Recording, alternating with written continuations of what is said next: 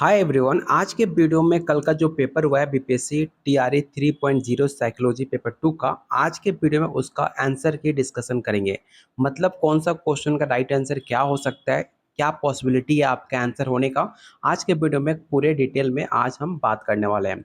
इसका कटअप क्या हो सकता है, कहाँ से क्वेश्चन पूछे गए हैं, किस बुक से ज़्यादा क्वेश्चन आया।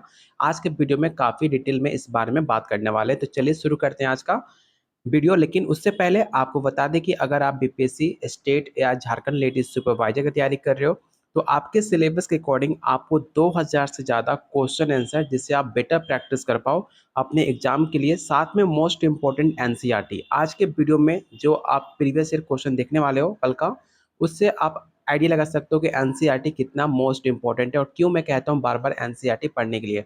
और एनसीईआरटी से कितने क्वेश्चन आपके साइकोलॉजी में पूछे गए आज मैं आपको पॉइंट आउट भी करूंगा।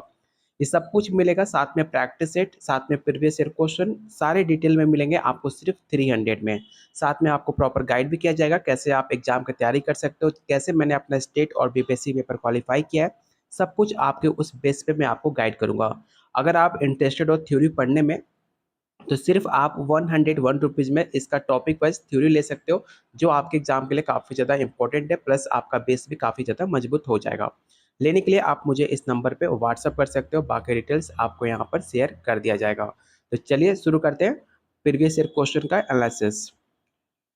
हम हिंदी में क्वेश्चन को देखेंगे, ठीक है। आपको मैंने स्टार्टिंग में कहा भी था कि हिंदी में सिर्फ क्वेश्चन को रेट नहीं करना है, इंग्लिश में भी क्वेश्चन को रेट करना है। तो यहाँ पर क्वेश्चन आपका हो गया।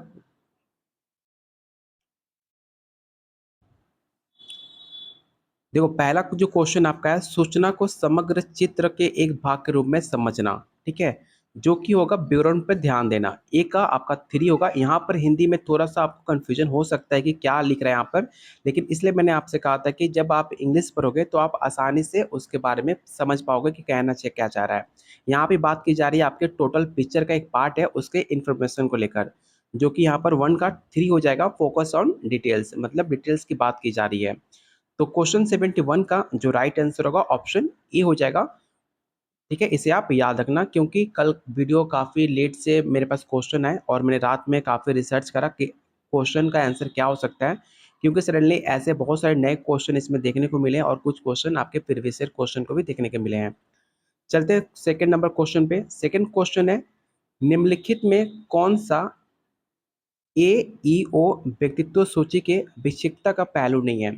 इस सवाल हमने ऑलरेडी किया हुआ है, ठीक है। आप प्रैक्टिस सेट जब आप स्टार्टिंग में देखोगे उसमें मैंने एनईओ के बारे में बताया था, जिसका फुल फॉर्म होता है न्यू पर्सनालिटी इन्वेंटरी, ठीक है। इसको लेकर मैं एक अलग सीरीज लेकर आने वाला हूँ कल से या परसों के वीडियो में। आपको इसमें डिटेल आपको क्वेश्चन देखने को मिलेगा, जो कि पर्सनालिटी से क्वेश्चन ये पूछा गया है। नियो एक व्यक्तित्व सूची संशोधित एक व्यापक रूप से इस्तेमाल किए जाने वाला उपकरण है, जो कि सामान्य व्यक्ति के 5 डोमेन के बारे में बात करता है। 5 डोमेन कौन कौन से हैं?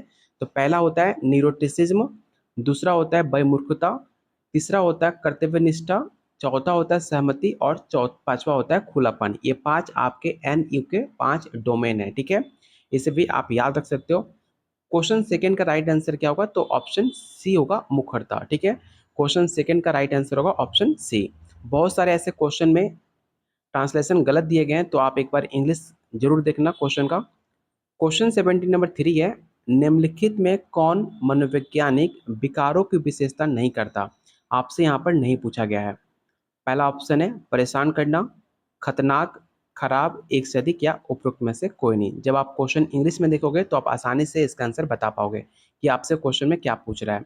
क्वेश्चन कह रहा है कि which of the following is not the characteristics of psychological disorder, मतलब कौन इन 5 ऑप्शन में कौन साइकोलॉजिकल डिसऑर्डर नहीं है। और मैंने ऑलरेडी साइकोलॉजिकल डिसऑर्डर पे टॉप 50 क्वेश्चन आपको कराए थे, आप जाकर प्लेलिस्ट में चेकआउट कर सकते हो।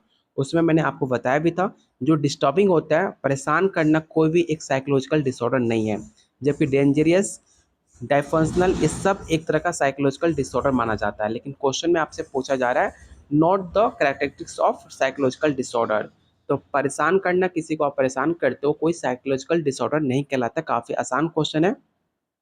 तो क्वेश्चन 73 का राइट आंसर क्या होगा? तो ऑप्शन आपका ये राइट आंसर होगा, ना कि खराब होगा। ठीक है, यहाँ पर जो जिन्होंने भी खराब टिक आउट किया है, मेरे अकॉर्डिंग इसका आंसर परेशान करना होना चाहिए, क्योंकि साइकोलॉजिकल एक डिसऑर्डर इसे काउंट नहीं किया जाता। तो ऑप्शन इसका ए राइट आंसर होगा। अगला क्वेश्चन है अवसाद निम्नलिखित में किसकी कमी सक्रियता के कारण होता है। ये भी सवाल अगर आपने देखा होगा प्रैक्टिस सेट में, तो अवसाद से मैंने टॉप 50 क्वेश्चन ऑलरेडी कराया हुआ है। तो अगर आपने प्रैक्टिस सेट करके गए होगे तो आप आसानी से इसका आंसर बता सकते थे कि क्वेश्चन 74 का राइट आंसर क्या होगा। तो याद रखना, क्वेश्चन 74 का जो राइट आंसर होगा ऑप्शन बी होगा, सेरोटोनिन। ठीक है, ऑप्शन बी। अगला क्वेश्चन जो कि काफ़ी आसान है, मैंने इस क्वेश्चन को अपने एनसीईआरटी के वीडियो में कराया भी था। अगर आपने साइकोलॉजिकल 100 क्वेश्चन जो मैंने मैराथन कराए थे, उसमें एक क्वेश्चन को मैंने शामिल किया था, आप जाकर चेकआउट कर सकते हो। क्वेश्चन क्या है कि निम्नलिखित में किसने संज्ञानात्मक मूल्यांकन प्रणाली विकसित की। ठीक है, अगर आपसे पूछ लेता संज्ञानात्मक मनोविज्ञान या संज्ञानात्मक थ्योरी सिद्धांत किसने दी, तो आपका राइट आंसर होता पियाजे। लेकिन आपसे क्वेश्चन में पूछा गया संज्ञानात्मक मूल्यांकन, जो कि दास के द्वारा दिया गया था। एक और सवाल है गार्डनर। गार्डनर ने कौन सा सिद्धांत दिया था, तो मल्टीपल इंटेलिजेंस। मैंने कई बार अपने प्रैक्टिस सेट में हर बार रिपीट करते रहता हूँ, जिन्होंने कौन कौन सा सिद्धांत दिया है। गार्डनर ने कौन सा सिद्धांत दिया था, गार्डनर ने मल्टीपल इंटेलिजेंस सिद्धांत दिए थे। एस्टनबर्ग ने कौन सिद्धांत दिया था, तो एस्टनबर्ग ने थ्योरेटिक इंटेलिजेंस सिद्धांत दिया था, जिसमें 3 सिद्धांत के बारे में जिक्र किया था। पहला था प्रैक्टिकल, दूसरा था क्रिएटिव और तीसरा था एनालिटिकल। तो 3 आपके सिद्धांत थे एस्टनबर्ग का। तो क्वेश्चन 75 का जो राइट आंसर होगा ऑप्शन बी होगा, जो कि काफी आसान था। अगला क्वेश्चन है निम्नलिखित में कौन सा बुद्धि का त्रिआर्किक सिद्धांत सड़क पर चलने की समझदारी या व्यावसायिक समझ शब्द की सही व्याख्या करता है। तो पहला ऑप्शन है संज्ञानात्मक बुद्धिमत्ता, रचनात्मक, प्रासंगिक या एक से अधिक या एक में से कोई नहीं। तो क्वेश्चन 76 का जो राइट आंसर होगा ऑप्शन सी होगा, प्रासंगिक बुद्धिमत्ता। ये आपका आंसर सही है।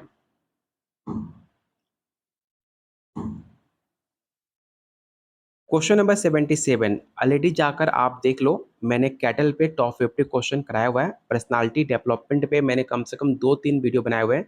सेम क्वेश्चन आपके मेरे प्रैक्टिस सेट में जाकर देखने को मिल सकता है, आप जाकर प्ले लिस्ट में जाकर चेकआउट करना। कैटल से मैंने क्वेश्चन ऑलरेडी और पर्सनालिटी डेवलपमेंट पे क्वेश्चन मैंने ऑलरेडी कराए हुए हैं। अगर आपने वीडियो सारे देखे होंगे तो आप आसानी से इसका आंसर बता पाओगे। कैटल के व्यक्तित्व गुण पर अपने कार्य में किस शोध पद्धति का व्यापक रूप से उपयोग किया गया है। ये सवाल डायरेक्ट आपके एनसीईआरटी से पूछा गया है क्लास 12 से।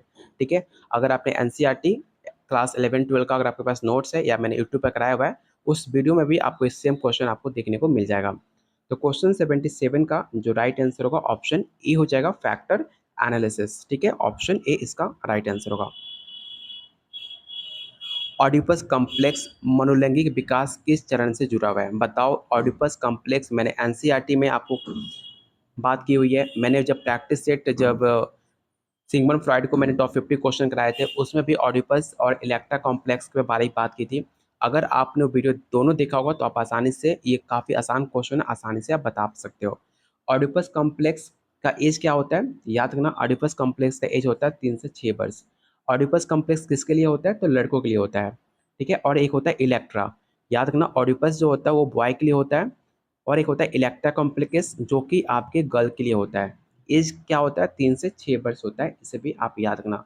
ऑडिपस कॉम्प्लेक्स किसने दिया, सिगमंड फ्रॉइड। अगर आपने सिगमंड फ्रॉइड के टॉप 50 क्वेश्चन देखा होगा तो उसमें एक क्वेश्चन मैंने मेंशन किया हुआ था। तो क्वेश्चन 78 का राइट आंसर क्या होगा, तो ऑप्शन आपका बी हो जाएगा, शिशनीय चरण। निम्नलिखित में कौन सा अवधारणा संबंधित उत्तेजनाओं के संपर्क के माध्यम से एक विशिष्ट स्कीमा को सक्रिय करने की प्रक्रिया को संदर्भित करता है।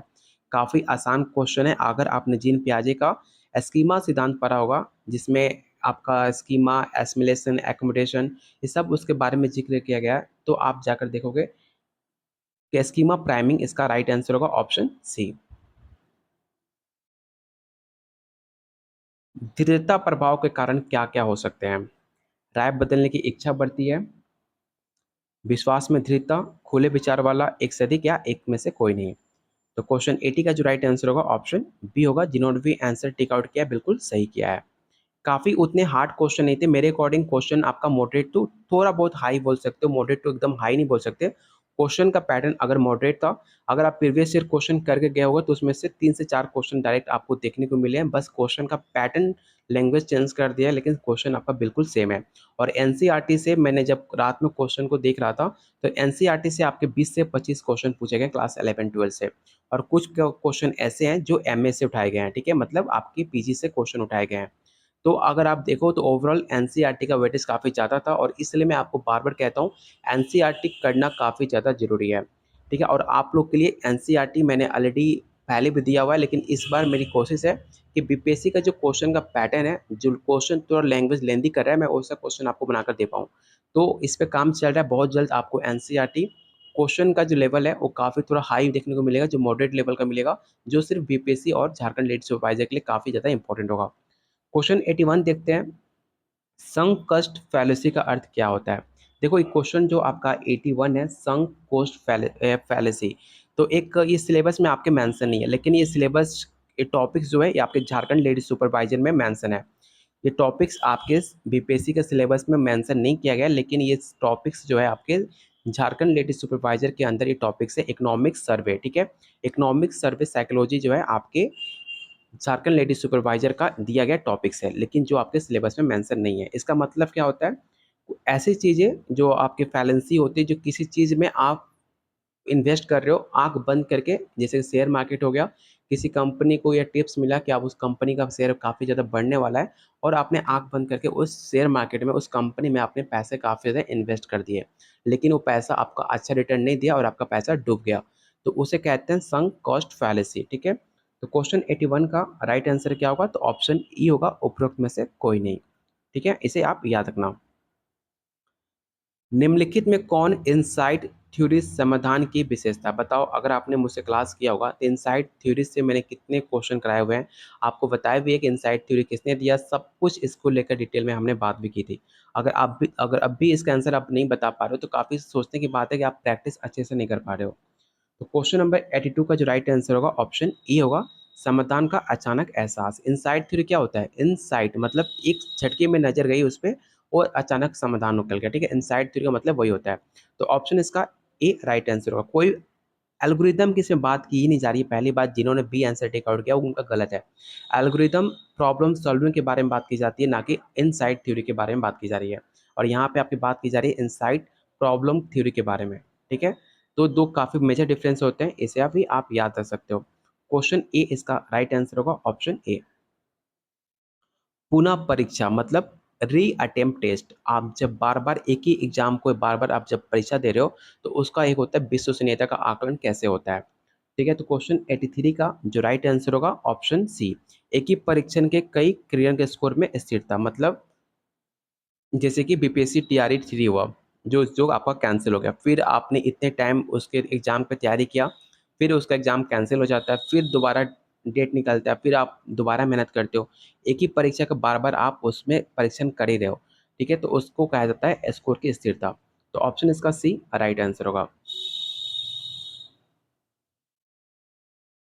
क्वेश्चन नंबर 84 है, सब्जेक्ट डिजाइन के अंतर्गत प्रत्येक प्रतिभागी एक पृथक जनसंख्या से वैचारिक रूप से चुना जाता है, केवल एक ही प्रयोग के लिए उपयुक्त चुना जाता है। देखो मैंने कई बार बताया कि कभी भी आपका एक ही केवल वर्ड कभी राइट आंसर नहीं होता है।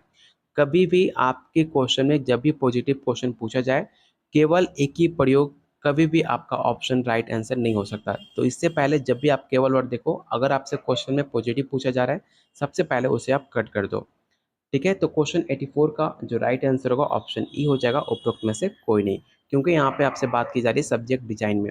और मैंने बहुत क्वेश्चन देखे जो हिंदी में जो क्वेश्चन ट्रांसलेट किया गया इंग्लिश से हिंदी, तो उसमें काफ़ी ज़्यादा एरर है। इसलिए मैं आपसे हमेशा कहते आता हूँ कि जब भी आप क्वेश्चन सॉल्व करने जाओ, सिर्फ हिंदी क्वेश्चन ध्यान में देकर आप आंसर टेकआउट मत करो, एक बार इंग्लिश को जरूर रीड करो, क्योंकि क्वेश्चन क्या होता है इंग्लिश से ट्रांसलेट होता है हिंदी में, और काफ़ी ज़्यादा एरर भी होता है हिंदी में जब आप ट्रांसलेट करते हो तो। इसलिए जब आप इंग्लिश क्वेश्चन जब आप रीड करते हो, तो बहुत सारे क्वेश्चन ऐसे होते हैं जो आप क्वेश्चन को देखकर, उसके लैंग्वेज लैंग्वेज को देखकर सेम वर्ड आपके ऑप्शन में दिए गए होते हैं, जो आसानी से आप आंसर को फाइंड कर सकते हो। तो क्वेश्चन 84 का जो राइट आंसर होगा ऑप्शन ई हो जाएगा। अगला क्वेश्चन है आपका यूसीआर, बताओ। ये भी क्वेश्चन मैंने आपको कई बार बताया हुआ है, पावलोव के जब क्वेश्चन मैंने कराए थे उसमें यूसीआर से टॉप 50 क्वेश्चन मैंने ऑलरेडी कराया हुआ है, आप जाकर वीडियो देख सकते हो। उसमें साफ साफ बात की है पावलोव के सिद्धांत क्लासिकल, जिसे शास्त्रीय अनुबंधन के नाम से जानते हो। अगर अभी भी अगर आपको सब कुछ कराने के बाद भी अगर आप सही आंसर नहीं दे पाते हो तो काफ़ी दुख होता है, क्योंकि हमने ऑलरेडी आपको ये सब कुछ क्वेश्चन कराए हुए हैं। लेकिन आपको लगता है कि इतने आसान क्वेश्चन पूछे नहीं जा सकते, और आप देख रहे हो कि सेम क्वेश्चन है, बस लैंग्वेज के अर्थ है, सिर्फ लैंग्वेज का सिर्फ अंतर है। तो क्वेश्चन 85 का जो राइट आंसर होगा ऑप्शन ई हो जाएगा, बिना शर्त उत्तेजना के प्रति स्वाभाविक रूप से होने वाली प्रतिक्रियाएं। ठीक है, तो ऑप्शन इसका ए राइट आंसर होगा। प्रतीकात्मक स्मृति भंडारण के लिए विख्यात है, निम्नलिखित में सही उत्तर आप चुनिए। ठीक है, तो क्वेश्चन 86 का जो राइट आंसर होगा ऑप्शन ई हो जाएगा। उसके अंदर मोटर कौशल आती है, आदतें होती है, सीखा हुआ व्यवहार होता है, ये सब कुछ आपके प्रतीकात्मक स्मृति भंडार के अंतर्गत आता है। तो क्वेश्चन 86 का तो ए राइट आंसर आपका होगा। अगला क्वेश्चन है, ध्वनि बोध के अध्ययन में कौन सा सैद्धांतिक ढांचा मध्य स्वर वाली ध्वनियों के अंतर्निहित तंत्र में सबसे अच्छे ढंग से स्पष्ट करती है? तो इसका राइट आंसर होगा ऑप्शन सी, फ्रीक्वेंसी थ्योरी। ठीक है, ऑप्शन सी इसका राइट आंसर होगा। ये क्वेश्चन थोड़ा सा आपका नया था, ऑप्शन इसका सी राइट आंसर होगा। अगला क्वेश्चन आपके स्टेटमेंट से है। पिछले बार भी आपके स्टेटमेंट से क्वेश्चन पूछे गए थे, लेकिन इस बार स्टेटमेंट से क्वेश्चन काफ़ी कम थे। पिछले बार थोड़ा स्टेटमेंट क्वेश्चन ज़्यादा पूछे गए थे, लेकिन इस बार इसका वेटेज कम किया गया था। ठीक है, तो आपका अभिकथन और एक तरह का आपका कारण दिया गया है। अभिकथन क्या है? कुडर रिचर्डसन तकनीक विभाजित आधा विश्वसनीयता के मुद्दों पर कम करती है, जबकि कारण है ये तकनीक द्विभाजक वस्तुओं वाले परीक्षण में विश्वसनीयता का मूल्यांकन करती है, जिन्हें 0 से 1 स्कोर किया जाता है। तो याद रखिएगा, दोनों आपका स्टेटमेंट और रीजन दोनों सही व्याख्या करता है, इसलिए इसका जो राइट आंसर होगा ऑप्शन ए हो जाएगा। निम्नलिखित में किसने चुंजिक ओ वोकेशन नामक पुस्तक लिखी है? देखो, ये ऐसे क्वेश्चन है जो आप याद नहीं कर सकते हो। कौन सा क्वेश्चन राइटर का बुक पूछ ले तो ये क्वेश्चन बोला जा सकता है कि तो आउट ऑफ सिलेबस निकला, क्योंकि हर एक पुस्तक का नाम याद रखना काफ़ी ज़्यादा मुश्किल होता है। तो ऐसे क्वेश्चन में आपको थोड़ा सा गेस करना होता है कि इसका राइट आंसर क्या हो सकता है। तो याद रखिएगा, चुंजिक ओ वोकेशन जो नामक पुस्तक है, ये आपकी फ्रॉन्क पार्सन्स के द्वारा लिखी गई थी। ठीक है, ऑप्शन इसका ए राइट आंसर होगा। अगला क्वेश्चन है, कौन सा एरिक्सियन चरण मनोवैज्ञानिक विकास में फ्रॉइड के विलंबता चरण के साथ रेखिंग करती है? जाकर आप पर्चियों का वीडियो देखो। ठीक है, मैंने आपके पर्चियों के वीडियो में 1 से 2 दिन का पहले के वीडियो में एरिक्सन को लेकर मैंने टॉप 50 क्वेश्चन आपको कराया हुआ है, और उसमें आप जाकर देखोगे ये सारे टॉपिक्स मैंने उसमें कवर किए हैं, सारे क्वेश्चन उसमें पूछा गया हुआ है। तो अगर आपने डेली आप वीडियो देखते हो तो आप आसानी से क्वेश्चन 90 का आंसर बता पाओगे। तो क्वेश्चन 90 का जो राइट आंसर होगा ऑप्शन बी होगा, कार्य बनाम हीनता, जो कि आपके एरिक्सन के द्वारा दिया गया है। जो इसकी उम्र क्या होती है? तो इसकी उम्र होती है 6 से 11 वर्ष की। तो जाकर आप कल का परसों का वीडियो देख सकते हो, उसमें मैंने एरिक्सन पे टॉप 50 क्वेश्चन कराए हुए हैं, और सेम क्वेश्चन आपके एग्जाम में पूछा भी गया है। तो ऑप्शन इसका बी राइट आंसर होगा। अगला क्वेश्चन है, किस संचार में एक भावनात्मक अपील है? काफ़ी ज़्यादा आसान क्वेश्चन है, इसमें तो बिल्कुल भी कंफ्यूजन किसी को नहीं होना चाहिए। आपसे पूछ रहा है किस संचार में एक भावनात्मक अपील है, तो याद रखिएगा पारस्परिक संचार। ठीक है, समूह में कभी नहीं होता। समूह में संचार कैसे हो सकता है? समूह में कैसे आपका भावनात्मक अपील कर सकते हो? पारस्परिक संचार हो सकता है, ऑप्शन इसका बी राइट आंसर होगा। जब कोई व्यक्ति अस्पष्ट संवेदी जानकारी की व्याख्या करने के लिए अपने गत अनुभव और अपेक्षाओं का उपयोग करता है, तो वो संलग्न क्या होता है? तो याद रखिएगा, इससे इसे हम कहते हैं टॉप डाउन अप्रोच। ठीक है, टॉप डाउन अप्रोच। तो इसका राइट आंसर होगा ऑप्शन ए। देखो, अगर आप गलती क्या कर रहे हो, देखो मुझे लगता है कि आप लोगों ने ये किया हुआ है ना, कि आपने क्वेश्चन को इंग्लिश में पढ़ा ही नहीं है। अगर आपने थोड़ा बहुत भी इंग्लिश में क्वेश्चन पढ़ा होता, जैसे कि लिख रहा है, when someone uses their past experience and expectation to interpret ambiguous sensory information they are engaging in, मतलब पहली बात तो अपने टॉप पे पास्ट एक्सपीरियंस की बात कर रहा है। ठीक है, तो उसे टॉप डाउन प्रोसेसिंग कहते हैं। अगर आप इंग्लिश में क्वेश्चन एक बार भी रीड करते तो आप आसानी से इसका आंसर बता सकते हो। क्वेश्चन नंबर 93 है, निम्नलिखित में कौन मानता है कि औदनात्मक क्षमताएं जन्मजात होती हैं? अनुभववादी, अवलोकनवादी, व्यवहारवादी, एक से अधिक या इनमें से कोई नहीं। इस क्वेश्चन को आप इंग्लिश में देखो, आपको ज़्यादा बेटर समझ में आएगा। ठीक है। Who among the following believes that perceptual ability are innate, मतलब कौन सी एबिलिटी जो आपको जन्मजात होती है। तो मैंने आपको क्वेश्चन बताया भी थे, 93 का जो राइट आंसर होगा वो आपके डी हो, क्योंकि उसके अंदर बिहेवियरिस्ट, ऑब्जर्वेशन, ये सब कुछ उसके अंदर जन्मजात होती है, जो कि राइट आंसर होगा ऑप्शन डी। देखो अगला क्वेश्चन जो है काफ़ी आसान है, और जाकर आप देख सकते हो सवाल आपका सीटेट का पूछा हुआ सवाल है। और मैंने ऑलरेडी वैगेट्सकी का 2 से 3 दिन पहले के वीडियो में मैंने आपको वैगेट्सकी के बारे में बताया भी था, JOPD। ठीक है। तो आपको बताना है कि according to Vygotsky the level of at which a child can almost but not fully comprehend on perform a task. एक क्वेश्चन सेम आपके सीटेट से उठा के पूछा गया है। अगर इसका भी आंसर आप नहीं बता पा रहे हो तो बहुत ज़्यादा सोचने की बात है। जॉन ऑफ प्रॉक्सिमल डेवलपमेंट, एक ही ऑप्शन यहाँ पर दिख रहा है जो आंख बंद करके आप टिक आउट कर सकते हो। तो क्वेश्चन 94 का जो होगा राइट आंसर ऑप्शन ए हो जाएगा। कैसे आप टिक आउट कर दियो सी यार। समीपस्थ विकास का क्षेत्र आपने सीटेट्स में पढ़ा होगा, बीएड में पढ़ा होगा, स्टेट में पढ़ा होगा, इसका आंसर तो आप आसानी से बता सकते हो। काफी आसान क्वेश्चन है। क्वेश्चन नंबर 95 है, निम्नलिखित में गलत सुमेलित युग्म ज्ञान कीजिए और दिए गए विकल्प में सही उत्तर चुनिए। मतलब आपके पास जो 5 ऑप्शन दिए गए उसमें से एक ऑप्शन गलत को चुनना है। जो आपको साफ साफ देख सकते हो, परिश्रम बनाम भूमिका संदर्भित। जस्ट मैंने आपको अभी बताया था, जो कि एरिक्सन का दिया गया सिद्धांत में से बताया गया है। तो उसका राइट आंसर होगा ऑप्शन ए, परिश्रम बनाम। परिश्रम बनाम क्या होगा, इंडस्ट्री बनस इरिलेटेस इमोशन। ठीक है। तो ऑप्शन इसका ए राइट आंसर, ना कि ऑप्शन सी होगा। अगला क्वेश्चन आपको सही मिलान करना है। ठीक है। तो आप इसका देख लेना, क्योंकि यहाँ पे क्वेश्चन को पूरा स्क्रीन पे दिखा पाना मेरे लिए मुश्किल हो रहा है।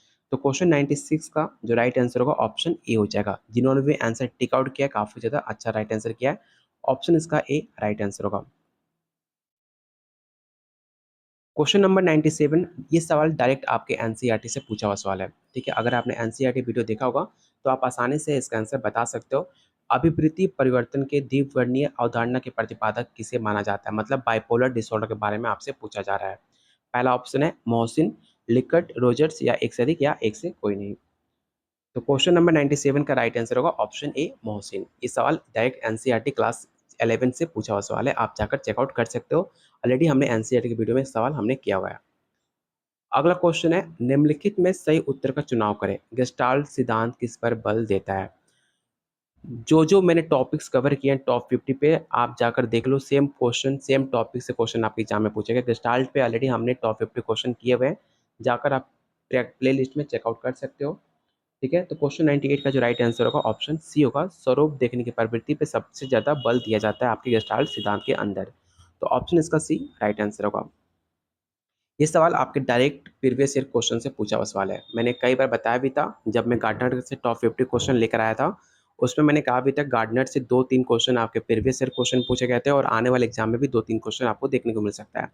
और सेम क्वेश्चन आपके एग्जाम में देखने को मिला भी है। आपसे पूछा जा रहा है जो बहुबुद्धि मल्टी इंटेलिजेंस सिद्धांत है उसके अंदर एक स्थानिक बुद्धि वाले व्यक्तित्व के लिए संभावित व्यवसाय कौन सा हो सकता है। मतलब स्थानिक बुद्धि वाले व्यक्तित्व के लिए कौन सा इन ऑप्शन में से हो सकता है, आपको ये बताना है। तो याद रखिएगा, एयरलाइन। कैसे वकील जो होता है एक जगह स्थानिक स्थान पे नहीं रहता है। आप ऐसे भी सोचो, वकील जो होता है एक जगह तो बैठता नहीं है ना, एक जगह से वो अपनी बुद्धि को इस्तेमाल कर सकता है, उसे मूव ऑन करना होता है, उसे कुछ एक्स्ट्रा एफर्ट डालना होता है। तो क्वेश्चन 99 का जो राइट आंसर होगा ऑप्शन आपका ए हो जाएगा। ठीक है। Airline flight. इस सवाल डायरेक्ट आपके प्रीवियस ईयर क्वेश्चन में पूछे भी गए हैं, जाकर आप चेकआउट कर सकते हो। इसलिए मैंने कहा था कि कभी भी एग्जाम देने जाओ एक बार प्रीवियस ईयर क्वेश्चन को जरूर एक बार नज़र डाल के जाओ। ऐसे क्वेश्चन में 4 से 5 क्वेश्चन डायरेक्ट आपके एग्जाम में देखने को मिलता है। स्टेट में सेम हुआ था, स्टेट में 20 से 25 क्वेश्चन आपके स्टेट में डायरेक्ट देखने को मिला था। निम्नलिखित में कौन सा कृत्रिम बुद्धिमत्ता कार्यक्रम विश्व स्तर के लिए चैंपियन गौरी कास्पोरो को हराने में सक्षम था। देखो ये क्वेश्चन थोड़ा सा आपका आउट ऑफ सिलेबस है। ठीक है। मैंने ये क्वेश्चन शायद देखा भी नहीं था। तो क्वेश्चन 100 का जो राइट आंसर होगा ऑप्शन सी होगा, गैरा नीलू डीप ब्लू। ठीक है। ऑप्शन सी इसका राइट आंसर होगा। आप जाकर गूगल कर सकते हो, मैंने गूगल करके आंसर को फाइंड किया है। अगला क्वेश्चन है, निम्नलिखित में किसने अनुकूलन की अवधारणा प्रस्तुत की। अगर इस क्वेश्चन का आंसर आप नहीं बता पा रहे हो, जो कि मैंने कई बार आपको बताया हुआ है, अनुकूलन की अवधारणा किसने दी, मैंने हर बार हर वीडियो में आपको बताते आ रहा हूँ। तो याद रखिएगा हेल्सन ने दिया था, ठीक है। वर्धमान ने तो कभी बात ही नहीं किया अनुकूलन के बारे में, इस तो आपका आंसर कभी हो ही नहीं सकता। कोलर जो है आपका, वर्धमान हो, ये सब आपके अलग सिद्धांत है उनका, दोनों मिलकर हेल्सन ने अलग सिद्धांत दिया था अपना। क्वेश्चन इसका 101 का राइट आंसर होगा ऑप्शन बी। एक व्यक्ति जिसने वास्तविकता को संपर्क खो दिया वो निम्नलिखित में किसने पीड़ित है। मतलब जो उसके रियलिस्टिक है उसको संपर्क उससे खो दिया है, तो उसमें किससे पीड़ित है। आप इस क्वेश्चन को इंग्लिश में देखो, आपको बेटर समझ में आएगा। A person who lost touch with reality he is suffering from which of the flowing, neurotic, manic, psychotic या मोर देन अबव। ये सवाल मैंने डिसेबिलिटी में आपको कराया हुआ है, जाकर आप प्लेलिस्ट में चेकआउट करना है। एनसीईआरटी में टॉपिक्स भी है, ये आप कह सकते हो कि एनसीईआरटी का उठाया गया टॉपिक है ये। तो क्वेश्चन 102 का जो राइट आंसर होगा ऑप्शन सी हो जाएगा, इसे आप याद रखना। भाषा गुणों के बारे में कौन सा कथन सही है। आपको पूछ रहा है कि भाषा मतलब लैंग्वेज के बारे में, लैंग्वेज क्वालिटी के बारे में कौन सा स्टेटमेंट सही है, आपको ये बताना है। तो पहला ऑप्शन है आपका, भाषा में एक संरचित पैटर्न स्वरूप होता है जहाँ विशिष्ट प्रतीक, अनुक्रम, सामान्य अर्थ व्यक्त करते हैं, ऐसा कुछ नहीं होता।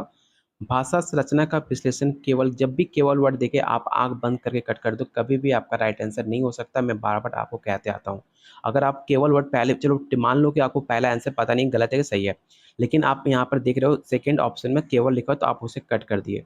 उसके बाद ऑप्शन में चले आओ, जहाँ भी सेकंड ऑप्शन दिखे पहले उसे कट कर दो, ठीक है। सेकंड ऑप्शन यहाँ दिखा, कट कर दिया आपने। सी में दिखा, वहाँ कट कर दिया। आपके पास कौन ऑप्शन ऑप्शन बचता है, 3 और 4, जो कि राइट आंसर आपका हो जाएगा। इतना आसान है। अगर आपको मेरा बात आप सुनते आ रहे हो, केवल वर्ड में हमेशा कहते आता हूँ, जब भी आपसे क्वेश्चन में केवल पूछे, पॉजिटिव में पूछे, तो आप उसका आंसर कभी भी केवल वर्ड हो नहीं सकता। केवल देखते ही आप उसे कट कर दो। ये क्वेश्चन मुझे क्लियर दिख नहीं रहा, इसलिए इस क्वेश्चन को इंग्लिश में पढ़ लेते हैं। Which of the following is the last step observation learning. ये भी बताओ, लर्निंग अधिगम से लेकर मैंने टॉप 50 क्वेश्चन कराए भी थे। आपने डिमांड किया था लर्निंग से अधिगम से टॉप 50 क्वेश्चन लाने के लिए, और मैंने कराया भी था। उसमें बताया भी था कि लर्निंग का जो लास्ट स्टेप होता है क्या होता है, ठीक है। तो इसका राइट आंसर क्या होगा, तो रिटेशन तो होगा नहीं, एक्विजिशन होगा नहीं, कॉन्सिक्वेंस होगा नहीं, ठीक है। इसका राइट आंसर क्या होगा, तो ऑप्शन ई होगा, none of the above. With what are the 3 stage of memory processing. Same सवाल, इस क्वेश्चन को मैंने 3 से 4 बार अपने प्रैक्टिस सेट में बार बार रिपीट किया हुआ है। जाकर आप मेमोरी सर्च करो, ठीक है। मेमोरी टॉपिक सर्च करो, मेरा जुगाड़ स्टूडेंट करके मेमोरी चैप्टर साइकोलॉजी, आपको सेम टॉपिक्स मिल जाएगा। सेम क्वेश्चन आपको 3 से 4 बार एक ही प्रैक्टिस सेट में आपको मिल जाएगा। अगर आप भी उसके बाद आंसर नहीं बता पा रहे हो तो काफ़ी सोचने वाली बात है, ठीक है। याद रखना, इसका जो राइट आंसर होगा, देखो यहाँ पे आपसे पूछा जाए मेमोरी प्रोसेसिंग के बारे में, ठीक है। 3 स्टेज का नाम नहीं पूछ रहा है, यहाँ पूछ रहा है प्रोसेसिंग। देखो मैंने इस क्वेश्चन में थोड़ा सा कन्फ्यूजन मुझे क्या है कि मेरे अकॉर्डिंग इसका आंसर आपका ए भी हो सकता है और आपका सी भी हो सकता है, ठीक है। अगर उसका टाइप पूछ ले तो ई हो सकता है, लेकिन सी भी इसका आंसर हो सकता है। लेकिन अगर मुझसे प्रश्न पूछा जाए कि इसका आंसर आप किसे कंसिडर करोगे, तो मुझे लगता है कि इसका राइट आंसर ई होना चाहिए, ठीक है। लेकिन इनकोडिंग, स्टोरेज और रिट्रीवल, एक ये प्रोसेसिंग हो गया। लेकिन अगर 3 स्टेज का नाम पूछना चाह रहा है एग्जामिनर, तो आपका राइट आंसर ई हो जाएगा। लेकिन अगर 3 स्टेज का प्रोसेसिंग पूछ रहा है, तो इसका राइट आंसर होगा ऑप्शन सी। तो देखना होगा कि बिहार बीपीएससी जो है आपका आंसर की में किसे ऑफिशियल आंसर मानता है। तो इस क्वेश्चन को हम ए और सी दोनों आंसर लेके चल रहा हूँ। मेरे अकॉर्डिंग इसका आंसर ए होना चाहिए, ठीक है। तो क्वेश्चन 105 का राइट आंसर मैं ए टिक आउट करता हूँ।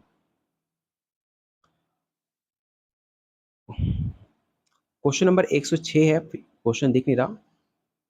Those children who are over protected are tend to display. मतलब किसी भी चीज़ को लेकर जब बच्चे काफ़ी ज़्यादा प्रोटेक्टेड हो जाते हैं, आपने देखा हो किसी गर्लफ्रेंड को लेकर काफ़ी ज़्यादा एग्रेसिव होना, काफ़ी ज़्यादा उसके लिए प्रोटेक्टिव होना, तो उसे हम क्या कहेंगे, उस चिल्ड्रन को हम किस नाम से जानेंगे। तो याद रखिएगा, उसे कहते हैं एग्रेसिव। देख आजकल आपने देखा होगा 11 से 17 किशोर अवस्था का जो पीरियड है, जो किसी भी चीज़ को लेकर, चाहे उनकी गर्लफ्रेंड हो, चाहे कोई कोई खिलौना हो, चाहे उनकी कोई फेवरेट चीज़ हो, उसको लेकर काफ़ी ज़्यादा एग्रेसिव होते हैं आजकल बच्चे। मोबाइल को लेकर उनको मोबाइल नहीं मिला तो झगड़ा कर लेंगे, अगर उनकी गर्लफ्रेंड ने उन्हें हर्ट किया तो उससे झगड़ा कर लेंगे। मतलब हर चीज़ काफ़ी ज़्यादा एग्रेसिव मोड में होता है, उसे कहा जाता है एग्रेसिवनेस, ठीक है। तो ऑप्शन इसका ए राइट आंसर, काफ़ी जो आसान क्वेश्चन था, बेसिक सा क्वेश्चन था, आप आसानी से इसका आंसर बता सकते थे। चलो 107 इंग्लिश में देखते हैं क्वेश्चन को। The Bandura baby doll. बताओ, मैंने बेबी डॉल बंडूरा, जब भी बंडूरा का नाम आता है मैं हर बार बताते आता हूँ कि बेबी डॉल मॉडलिंग थ्योरी सब कुछ आपके बंडूरा का दिया हुआ है। तो Bandura baby doll experiment demonstrated the children learn aggressive behaviour. मैंने आपको एनसीईआरटी जब कराया था या फिर बंडूरा का जब टॉप 50 क्वेश्चन कराया था उसमें मैंने बताया भी था कि बंडूरा ने एक बेबी डॉल पे प्रयोग किया था। उसमें 3 तरह का मूवी दिखाए थे। एक टाइप मान सकते हो एनिमल, एनिमल मूवी जो आई थी उसमें एनिमल अगर कोई बच्चा देखता है तो उसके अंदर काफ़ी ज़्यादा एग्रेसिव मोड सीखेगा। एक मूवी हो गई तारे ज़मीन पर। तारे ज़मीन पर देखिएगा तो बच्चा अपने आप को दिखेगा कि बच्चे का जो पसंद है, जो मन में आपका चल रहा है उस पे आप आगे बढ़ सकते हो। ये सब चीज़ आप जो बेबी डॉल पे एक्सपेरिमेंट हो रहे थे, बेबी डॉल जो दिखा रही थी, जो आप देखते हो, जो आप अनुकरण करते हो वैसा आप बन जाते हो। इसको लेकर आपको पूछ रहा है कि 10 क्वेश्चन नंबर 7 में कि क्या होगा, ठीक है? तो देखो डायरेक्ट रिइंफोर्समेंट नहीं था। और उसमें डायरेक्ट रिइंफोर्समेंट का काम ही नहीं है। आप अनुकरण कर रहे हो। पुनिशिंग एग्रेसिव बिहेवियर ऐसा कुछ नहीं था। कोई भी उसमें पुनिश नहीं था, कुछ भी नहीं था। बस आप जैसा देख पा रहे हो उसका आप अनुकरण कर रहे हो। उसमें कंडीशनिंग स्टिमुलस का कोई भी रोल नहीं था, ठीक है? इसका जो राइट आंसर होगा ऑप्शन ई होगा, नॉन ऑफ द अबव, क्योंकि उसमें अनुकरण किया जा रहा था, ठीक है? क्योंकि जो आप देख रहे हो सोशल कल्चर हो रहा था, जो आप सामाजिक अनुकरण हो रहा था, जो आप देखते हो समाज में वैसा आप ढल जाते हो, वैसे आप बन जाते हो। तो क्वेश्चन 107 का राइट आंसर ऑप्शन ई होगा, इसे आप याद रखना। मैंने कई बार बताया भी था, आप आसानी से इसका आंसर बता सकते थे। क्वेश्चन नंबर 108 है, individual receiving the message ask themselves the basic question. ठीक है, इसका आप हिंदी मोड यहाँ देख सकते हो। संदेश प्राप्त करने वाले व्यक्ति स्वयं से मूल्य प्रश्न पूछते हैं, ठीक है? क्या वो व्यक्ति संदेश दे रहा है भरोसेमंद और ईमानदार है? क्या श्रोता विषय के बारे में जानता है? केवल वन प्रासंगिक है या दोनों प्रासंगिक है? देखो ऐसे क्वेश्चन आपको थोड़ा कंफ्यूज करते हैं, ठीक है? तो याद रखिएगा इसका राइट आंसर ऑप्शन बी होगा, फर्स्ट एंड सेकंड दोनों प्रासंगिक है। अगला क्वेश्चन, पियाजे के किस संज्ञानात्मक विकास में बच्चा बातचीत को समझने में सक्षम हो जाता है? बताओ। ये सवाल मैंने कई बार, पियाजे का जब भी नाम आता है मैं आपको हर बार क्लियर करता हूँ कि पियाजे आपके स्विट्जरलैंड के रहने वाले थे। इन्होंने 4 स्टेज बताए, ठीक है? कौन-कौन से? तो पहला आपका सेंसरी जिसका उम्र होता है 0 से 2, दूसरा होता है प्री ऑपरेशनल जिसका उम्र होता है 2 से 7, तीसरा होता है कंक्रीट जिसकी उम्र होती है 7 से 11, चौथा होता है आपका औपचारिक जिसे आप फॉर्मल स्टेज बोलते हो जिसकी उम्र होती है 11 से 17। और हर बार मैंने आपको काफ़ी डिटेल में बताते आया हूँ, और जब भी आपसे क्वेश्चन पूछ रहा है कि बच्चा जब बात को समझने लगे, जब उसमें समझ आ जाए, तो सब कुछ कब होता है? प्री ऑपरेशन में होता है, 2 से 7 वर्ष की उम्र में होता है। जब बच्चा, आप कुछ कहते हो पापा बोलो या आप मम्मी की तरफ देखो, मम्मी के पास जाओ, पापा के पास जाओ, ये चीज़ ऐसे करो, वो सब कुछ उस टाइम समझना स्टार्ट कर देता है। तो इसका राइट आंसर होगा ऑप्शन सी, प्री ऑपरेशनल। अगला क्वेश्चन आपको सही मिलान करना है, ठीक है? तो आप इसका सही मिलान जब आप करोगे तो इसका जो राइट आंसर निकल के आएगा वो आएगा आपका ऑप्शन ए निकल के आएगा, इसे आप याद रखिएगा, ठीक है? Option A. एक शोध परिकल्पना को भी कहा जाता है, मतलब एक शोध परिकल्पना को क्या कहा जाता है आपको ये बताना है। देखो इसमें जो है मुझे थोड़ा कन्फ्यूजन है, ठीक है? मैंने थोड़ा सा इस क्वेश्चन को गूगल भी किया था, लेकिन मुझे कोई करेक्ट आंसर फाइंड नहीं हो पाया कि इसका आंसर क्या होना चाहिए, ठीक है? क्योंकि मुझे लगता है कि इसका आंसर आपका एक से अधिक होना चाहिए था, ठीक है? कि एक शोध परिकल्पना को क्या कहा जा सकता है। तो मेरे अकॉर्डिंग इसका आंसर ई हो, डी हो सकता है, लेकिन देखते हैं कि बीपीएससी इसका आंसर क्या मानता है, लेकिन हम इसे डी के साथ जा रहे हैं। क्वेश्चन नंबर 112 है, परामर्श का मूल सिद्धांत क्या है? तो याद रखिएगा, परामर्श का मूल सिद्धांत सलाह और सुझाव देना, मनोवैज्ञानिक विकारों का निदान, व्यक्तियों को अपने स्वयं को मुद्दों को प्रबंधन करने के लिए सशक्त बनाना। इस सब एक से अधिक इसका राइट आंसर हो सकता है, ऑप्शन डी इसका राइट आंसर होगा। निम्नलिखित में कौन सा दृष्टिकोण एक इफेक्टिव घटक है? काफ़ी आसान क्वेश्चन है, मैंने कई बार आपको बताया भी था। वो तरीका होता है जिसमें व्यक्ति किसी वस्तु, व्यक्ति या परिस्थिति के प्रति महसूस करता है, वो होता है इफेक्टिव घटक। तो ठीक है, इसका राइट आंसर क्या होगा? तो ऑप्शन इसका ए राइट आंसर होगा। बुद्धि की संरचना के मॉडल कितने सेल्स हैं? बताओ। इस सवाल ऑलरेडी मैंने कराया हुआ है, आप अगर अभी भी आप इसका आंसर गलत टिक आउट कर रहे हो तो काफ़ी सोचने की बात है।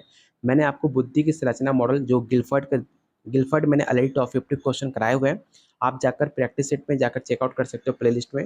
गिलफर्ड ने बुद्धि की संरचना के मॉडल में टोटल 180 सेल बताएं। आपको यहाँ सेल्स नाम देखकर भी आपको समझ जाना चाहिए कि आपसे गिलफेड के बारे में पूछ रहा है। तो इसका राइट आंसर ऑप्शन ई हो जाएगा 180। भारतीय स्वास्थ्य उपचार प्रणाली की विशिष्ट विशेषताएं क्या हैं? तो याद रखिएगा इसका राइट आंसर ऑप्शन डी होगा, उपरोक्त में से एक से अधिक। निम्नलिखित में कौन क्लाइंट केंद्रित दृष्टिकोण की मुख्य शर्तें हैं? तो इसका राइट आंसर होगा ऑप्शन डी, एक से अधिक, क्योंकि उसके अंदर सहानुभूति, अनुरूपता, ये सब उसके अंदर शामिल होते हैं। निम्नलिखित में कौन सा समस्या को हल करने की विशेषता नहीं है? ध्यान से देखना, यहाँ आपसे आपसे नहीं पूछा गया है। जब भी क्वेश्चन में ना पूछे, सबसे पहले क्वेश्चन ना के नीचे आप अंडरलाइन कर देना। और याद रखना इसका राइट आंसर होगा ऑप्शन ए, समाधान की जटिलता। शारीरिक, भावनात्मक, मनोवैज्ञानिक थकान की स्थिति को क्या कहा जाता है? जब भी आप फिजिकल, इमोशनल, ठीक है, या फिर आप साइकोलॉजिकल, जब आप थक थक जाते हो तो उस टाइम आपकी जो एनर्जी होती है, जो आपकी वर्न आउट होती है जो अंदर से, वो सब आपकी खत्म होने लगती है। ठीक है, तो उसका राइट आंसर होगा ऑप्शन ए, वर्न आउट। निम्नलिखित में किसने मुख्य रूप से इस बात पर ध्यान केंद्रित किया है कि व्यक्तिगत आरोपी कैसे बनाए जाते हैं? पहला ऑप्शन है जोस और डेविस, जोस और निस्वेट, कैली हिटलर, या एक से अधिक, या एक से कोई नहीं। तो इसका जो राइट आंसर होगा ऑप्शन डी हो जाएगा, एक से अधिक। फ्राइड के अनुसार चेतन मन जैसा क्या है? देखो, फ्राइड से मैंने, अगर आप, काफ़ी आसान क्वेश्चन है, अगर अभी भी आप चेतन मन को नहीं बता सकते हो कि चेतन मन कौन सी स्मृति है, तो काफ़ी सोचने की बात है, क्योंकि ऑलरेडी मैंने मेमोरी पे, फ्राइड पे सब क्वेश्चन मैंने आपको प्रैक्टिस कराया था, जो कि काफ़ी आसान है। तो क्वेश्चन 120 का जो राइट आंसर होगा ऑप्शन ई हो जाएगा, उपरोक्त में से कोई नहीं। ठीक है, ऑप्शन ई इसका राइट आंसर होगा।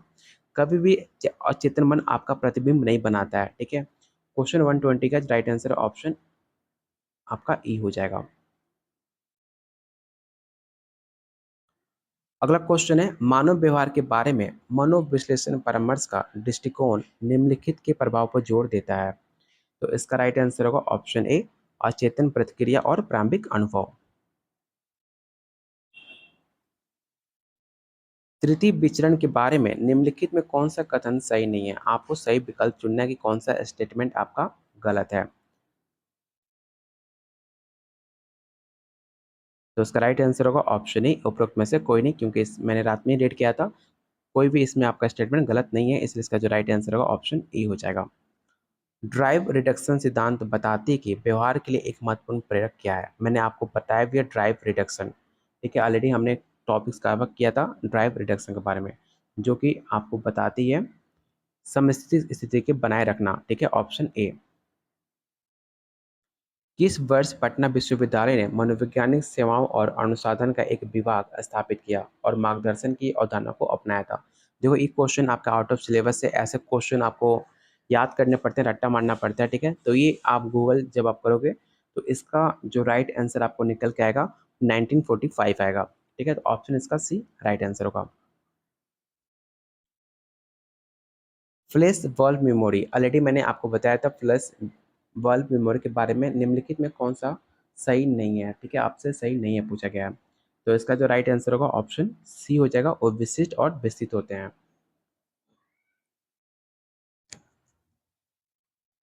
फ्राइड ने दमन शब्द का प्रयोग निम्नलिखित के लिए किया है? तो क्वेश्चन 26 का जो राइट आंसर होगा ऑप्शन ई हो जाएगा, रचनात्मक स्मृति लोप। वर्णनात्मक, सहसंबंधात्मक और अध्ययन में उच्च ब्राह्मा एक्सटर्नल वैधता अपेक्षाकृत कम आंतरिक वैधता होती है। तो याद रखिएगा, वो क्वेश्चन 127 का जो राइट आंसर होगा ऑप्शन ई हो जाएगा, ऑप्शन ए। मजबूत अनुबंधन उद्दीपक उत्तेजना का उपयोग एक दूसरे अनुबंध उद्दीपक बनाने को कहा जाता है? तो क्वेश्चन 128 का जो राइट आंसर होगा ऑप्शन आपका बी हो जाएगा, उच्च स्तर अनुबंध। स्वाद कलिकाओं के रिसेप्टर सबसे अधिक संभावना से काम करते हैं। आप रिसेप्टर्स मतलब क्या होता है? जो आप सुनते हो, अगर मैं आपको कह रहा हूँ तो मतलब आप रिसीव कर रहे हो अपने कानों द्वारा। ठीक है, उसे कहा जाता है रिसेप्टर्स। तो आपको बताना कि जो आपकी स्वाद कलिकाओं के रिसेप्टर्स होते हैं उसकी अधिक संभावना से काम करते डैश हैं। तो क्वेश्चन 129 का जो राइट आंसर होगा ऑप्शन ई हो जाएगा।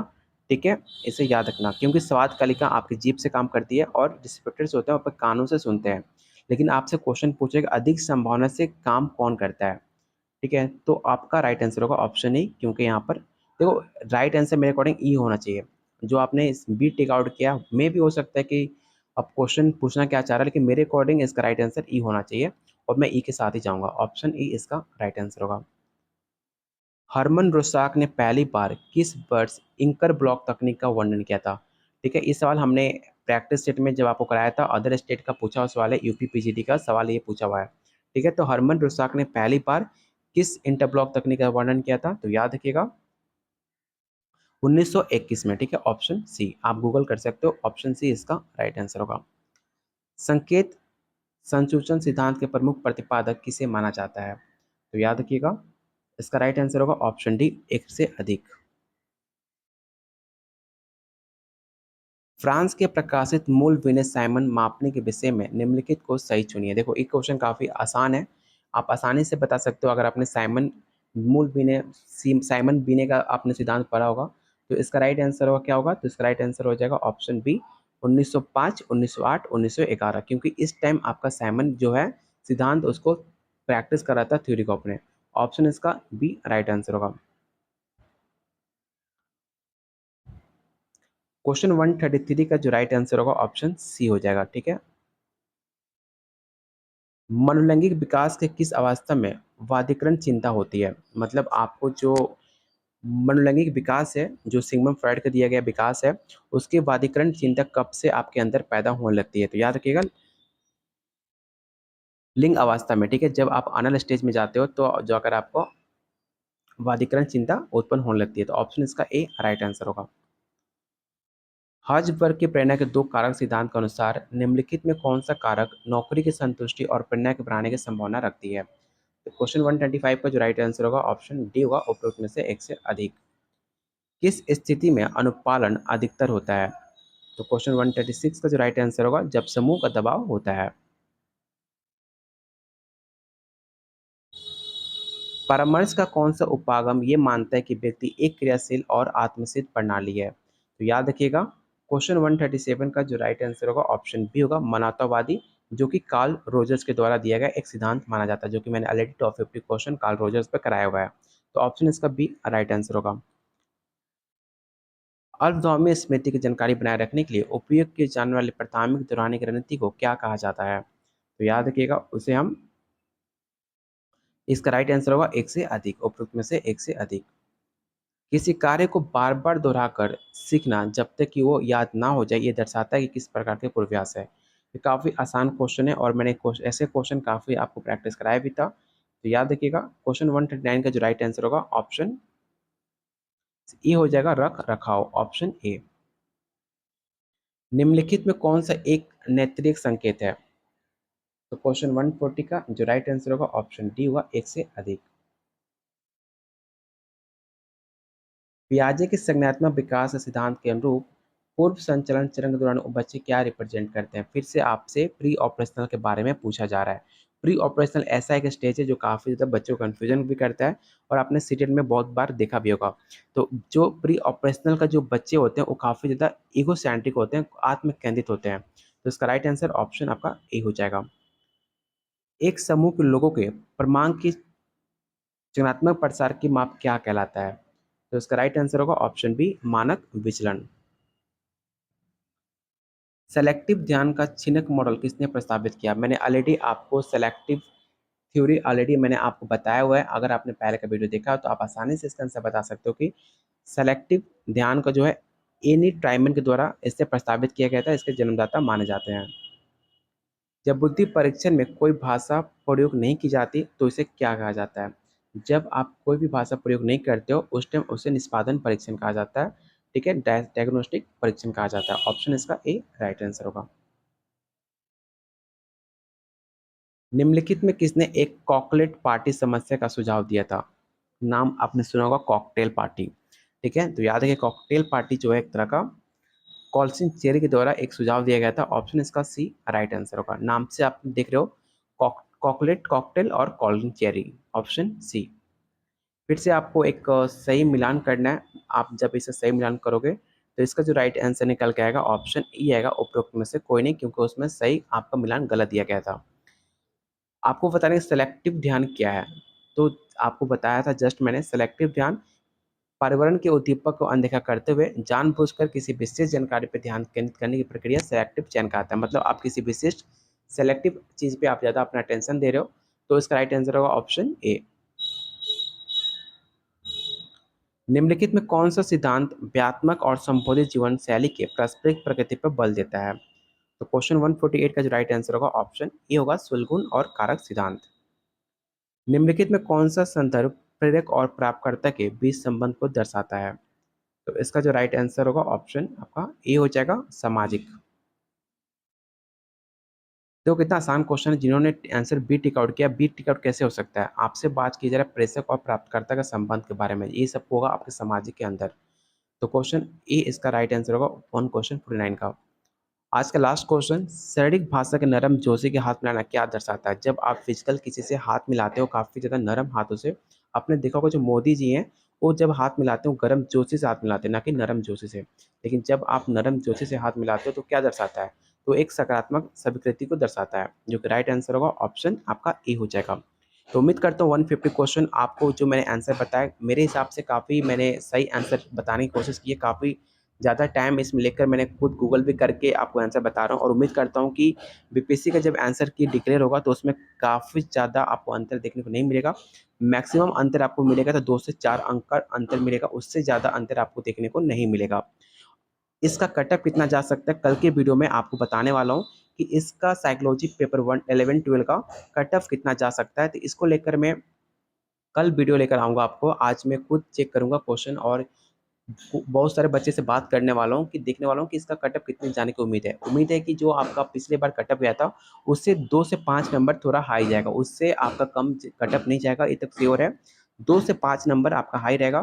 तो कल के वीडियो में आपको डिटेल एनालिसिस करके मैं आपको कटअप बताने वाला हूँ साइकोलॉजी का, कि कितना आपका कटअप जाने की उम्मीद है। और ओवरऑल आप जानना चाहोगे क्वेश्चन कहाँ से पूछा गया, तो मैं मुझे जहाँ तक लगता है कि मैक्सिमम क्वेश्चन आपके एनसीईआरटी से पूछे गए थे। जो आपके 20 से 30 क्वेश्चन आपके डायरेक्ट एनसीईआरटी क्लास 11 क्लास 12 से पूछा गया हुआ है, ठीक है। और बाकी क्वेश्चन जो है आपके 4 से 5 क्वेश्चन आपके प्रीवियस ईयर क्वेश्चन से है। बाकी क्वेश्चन आपके पीजी के लेवल क्वेश्चन पूछे गए, और कुछ क्वेश्चन थे जैसे कि 7 से 8 क्वेश्चन आपके अदर स्टेट से उठाए गए थे। कुछ टॉपिक्स जो हैं जो आपके सिलेबस में मेंशन नहीं है, लेकिन फिर भी उस टॉपिक से क्वेश्चन आपके पूछे गए हैं। तो उम्मीद करता हूँ आपका पेपर काफ़ी अच्छा गया होगा, और जो मैंने आपको आंसर की आपको बताया, उम्मीद करता हूँ आप उससे सैटिस्फाई हो गए। अगर किसी क्वेश्चन में आपको डाउट होता है, आप मुझे कमेंट बॉक्स में उस क्वेश्चन को नंबर मेंशन करके आप मुझसे पूछ सकते हो, आपको आंसर बताने की ज़रूर कोशिश की जाएगी। अगर आप इसका पेड नोट्स लेना चाहते हो, चाहे आप बीपीएससी या स्टेट या फिर आपका कोई दोस्त है, आपके 2 फ्रेंड्स हैं, तो उन्हें आप सजेस्ट कर सकते हो इसको नोट्स लेकर, जो आपके सिलेबस के अकॉर्डिंग आपको 2000 से क्वेश्चन टॉपिक वाइज़ मिलेगा। जो टॉपिक्स आपके एग्जाम में पूछे गए हैं जिस टॉपिक से, उस टॉपिक से आपको टॉप 50 क्वेश्चन, 2000 से ज़्यादा क्वेश्चन मिलेंगे। साथ में एनसीईआरटी आपने देखा कि 20 से 25 क्वेश्चन एनसीईआरटी से थे, और साथ में प्रैक्टिस सेट जिससे आपको मिलेगा, साथ में प्रीवियस ईयर क्वेश्चन, ये सब कुछ मिलेगा 300 में। अगर आप इसका थ्योरी लेना चाहते हैं, सिर्फ थ्योरी, तो थ्योरी सिर्फ आपको 101 रुपीज़ में मिल जाएगा। लेने के लिए आप मुझे इस नंबर पे व्हाट्सएप कर सकते हो, और प्लीज़ वीडियो को लाइक और शेयर जरूर करना, क्योंकि काफ़ी एफर्ट लगा है आप लोग के लिए क्वेश्चन को सर्च करने में, इसका राइट आंसर बताने में। ठीक है, तो मिलते हैं बहुत जल्द अगले वीडियो में, तब तक के लिए कीप वॉचिंग, कीप शेयरिंग।